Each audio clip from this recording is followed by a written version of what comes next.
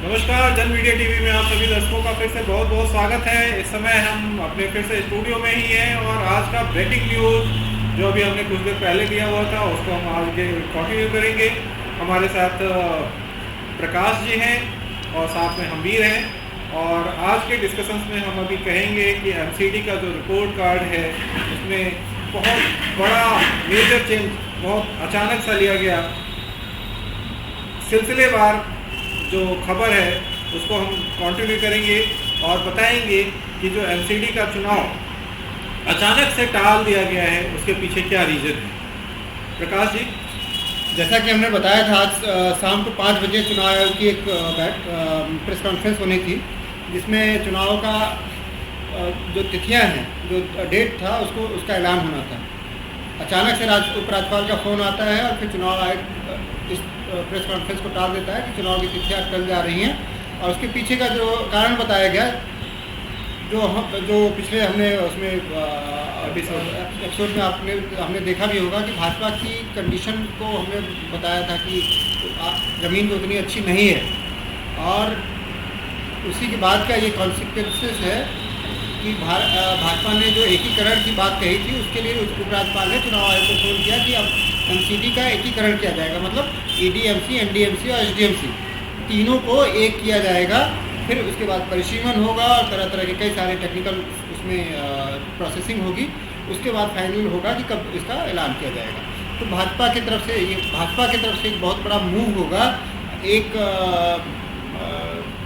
जो पीछे जा रही थी, हमने कहा था कि आज के डेट में भाजपा के जो सिस्टम, जो चुनाव लड़ने की स्थिति है वो आम आदमी पार्टी से थोड़ी सी नीचे थी, तो उसे समय भी मिलेगा और कुछ नए चेंजेस के साथ, बदलाव के साथ जब वो जनता पे जाएगी तो उसका इम्पैक्ट अलग तरीके से होगा। तो इसको देखते हुए उन्होंने उपराज्यपाल ने उसको मना किया गया। केंद्र के हस्तक्षेप के बाद चुनाव आयोग ने फिलहाल ये टाल दिया है। हमारे साथ हमवीर जी हैं। हमवीर जी इसके थोड़ा सा बता। जी प्रकाश जी, जैसा कि पूरी दिल्ली में आप देख ही रहे होंगे कि जिस तरीके से आम आदमी पार्टी का प्रचार जोरों से था, दूर दूर तक भाजपा और कांग्रेस और कोई पार्टी लग ही नहीं रहता कि दिल्ली में कोई और भी पार्टी है।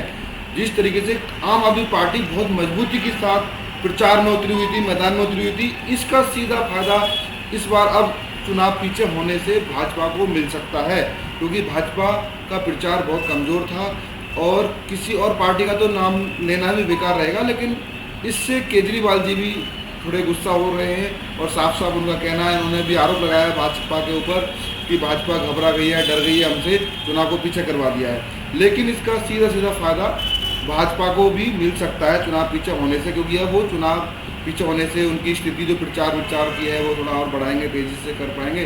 लेकिन पता नहीं क्यों भाजपा का प्रचार कम था, ये तो हम भी नहीं जानते। लेकिन पूरी दिल्ली में एमसीडी में जिस तरीके से आम आदमी पार्टी का चुनाव प्रचार चल रहा था, उसको देखते हुए अब शायद भाजपा को चुनाव पीछे होने से फ़ायदा मिल सकता है। अब मैं अपने सहयोगी विकास जी से कहना चाहूँगा, आप क्या कहना चाहेंगे इसको एक छोटा सा कमेंट और दूंगा। आज का आपका केजरीवाल जी का जो ट्वीट है उसको ध्यान से देखने पे आपको सीधा समझ में आ जाएगा कि कितना बड़ा इम्पैक्ट इस छोटे से डिसीजन से कितना बड़ा इम्पैक्ट गया है। हालांकि उसको रिकॉर्ड करते हुए उन्होंने लिखा है कि जो हमारा ऑब्जर्वेशन था कि हम 250 जीत रहे थे, अब 260 जीतेंगे, भाजपा के लोगों की जमानत भी जब्त होगी। आज के ट्वीट में उन्होंने मेंशन किया हुआ। लेकिन हाँ, एक बड़ा जो गेम लेकर के आने वाली थी, भाजपा भी एक बड़ा गेम लेकर के आ रही है। उनका सीधा प्रयोजन है कि एक तीनों एमसीडी का एकीकरण करके एक ऐसा कैंडिडेट केजरीवाल के अगेंस्ट में खड़ा करेंगे जिससे कि वो समानांतर मुकाबला होगा। विकास जी, आप बताएं। जी देखिए, हम लोगों ने अभी थोड़ी देर पहले ही ये ब्रॉडकास्ट किया। ये नियर बाई 3:30 के आसपास का था और उस समय हमने बहुत जोर दिया था कि जो केजरीवाल की जो शंख बजाने का उन्होंने आह्वान जो कर दिया था चुनाव का, उसका सीधा इम्पैक्ट था कि एमसीडी में भी इस बार केजरीवाल। और ये बात जो है सो इतनी जल्दी बीजेपी को समझ में आ गई और चुनाव टालने का ये एकमात्र रीज़न जो है सो हमें समझ में आता है। इस चुनाव में एक बार और आपको मैं बताऊंगा, जो हमने बात करी थी कि कांग्रेस का धड़ा जो है वो बहुत ही कमज़ोर दिखाई दे रहा था और कांग्रेस भी अब मैदान में उतर गई है। ये आप इसको एक तरह से मत सोचिएगा कि केवल और केवल बीजेपी की रणनीति है। बीजेपी ने इसको हस्तक्षेप करके इस चुनाव को जरूर पीछे हटवाया है, लेकिन कांग्रेस भी अब चाह रही है कि 6 महीने या साल भर का अगर हमें समय मिलता है तो इसको हम मजबूती से अपने पक्ष पाले में कर सके। तीसरा जो मुद्दा है, बहुत बड़ा एक समस्या हो सकता है कि आम आदमी पार्टी के ऊपर खड़ा हो जाए। मेरा आकलन है ये समय ज़रूर बताएगा कि ये कैसे होगा, लेकिन आप समझिए कि ये बड़ी सोची समझी रणनीति थी बीजेपी की। आज बहुत सारे आपको हमने सबने देखा है कि a lot of peoples are investing into the Aam Aadmi party, ठीक है। जो सभी इन्वेस्टमेंट चल रहा था, मार्केटिंग चल रही थी, प्रमोशंस चल रहा था, वो इंडिविजुअली उनको तोड़ देना एक बहुत बड़ी स्ट्रैटेजी का पार्ट हो सकता है। और एक अगर हम दूसरे पक्ष में देखें, अगर हम पुराना कैलकुलेशन देखें, जब पिछली बार आम आदमी पार्टी की सरकार आई थी तब भी बीजेपी ने ऐसी ही स्ट्रैटेजी लगाई थी, राष्ट्रपति शासन लगा दिया था, और वापस जब इलेक्शंस हुआ तो उसके जो परिणाम थे वो आम आदमी पार्टी के सपोर्ट में चले गए थे। जी विकास जी, इसमें देखिए दो चीज़ें जो आज उभर करके आई है। भाजपा को समय चाहिए था, और दूसरा हमने जैसे ही बताया था कांग्रेस कहीं भी लड़ाई में नहीं थी। तो अभी आपको मैं एक और अपडेट करता हूँ।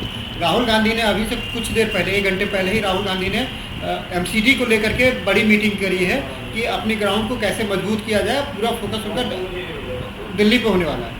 तो यहाँ पे वो पूरी ताकत कांग्रेस भी अब लगाने की कोशिश करेगी जो बचा हुआ समय होगा।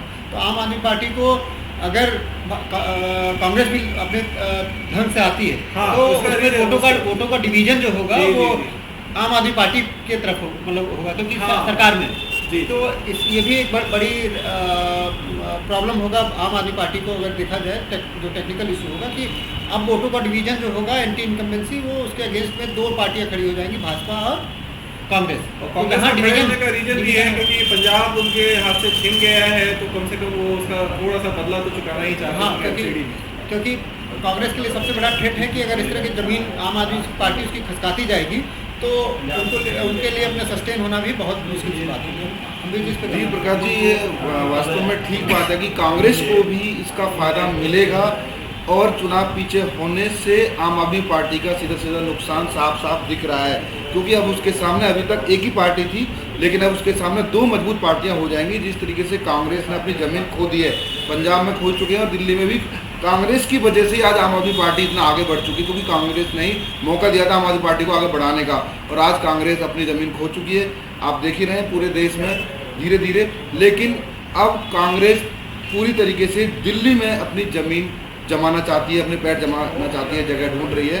इससे पीछे हटने से चुनाव को कांग्रेस को भी फायदा मिलेगा, भाजपा को तो मिलेगा, लेकिन नुकसान सीधे सीधे आम आदमी पार्टी को होगा। जिस तरीके से हर गली हर मोहल्ले में आम आदमी पार्टी का प्रचार चल रहा था, हर वार्ड में से कम 10-10, 20-20 उम्मीदवार प्रचार में लगे हुए थे, तो इसका सीधा खामियाजा आम आदमी पार्टी को तो भुगतना पड़ेगा। ये लेकिन फिर ये भी हो सकता है कि संगठन और मजबूत हो जाए। मैं ये गारंटी तो नहीं कर सकता क्योंकि ये जनता के हाथ में है, लेकिन हमारा पिछला जो एक्सपीरियंसेस है, जब हम आम आदमी पार्टी की सरकार हमने बनते हुए देखी, फिर बिगड़ के फिर राष्ट्रपति शासन लगा, और उसके बाद जब आम आदमी पार्टी ने कम बैक किया तो वो फिर बीजेपी को कोई मौका ही नहीं, वो बड़ा कैम बैक था। और आज के ट्वीट में जो मुख्यमंत्री का ट्वीट आया है, उसमें आप देखिएगा इसी का इंडिकेशन से ही उन्होंने ख़त्म किया है कि हम और आगे बढ़ेंगे। और आम आदमी पार्टी के कार्यकर्ताओं के लिए भी है कि उनको एक समय तो मिलता ही है कि और तैयारी कर सकते हैं MCD में। उनके पास खोने के लिए कुछ नहीं था, जो कुछ मिलेगा वो पाने के लिए। ठीक है। तो आज के एपिसोड में इतना ही। हम नेक्स्ट एपिसोड में कुछ नए विश्लेषण के साथ फिर से आपके साथ मुखातिब होंगे। दिल्ली का रिपोर्ट कार्ड हमारा जारी रहेगा, भले ही MCD इलेक्शंस पीछे चला जा चुका है। पिछले 2 साल से जन मीडिया TV दिल्ली के MCD को लेके जो प्रोग्राम्स बनाए, वो चाहे कोरोना से रिलेटेड हो या फिर MCD के चुनाव से रिलेटेड हो, या बहुत छोटे छोटे मुद्दे जो कि आम जनता को प्रभावित करते हों, उन सब का रिपोर्ट कार्ड आप जन मीडिया TV पे देखते रहेंगे। मैं अपने साथी हमवीर और प्रकाश जी के साथ बहुत बहुत धन्यवाद हमारे साथ बने रहने के लिए। बहुत बहुत धन्यवाद।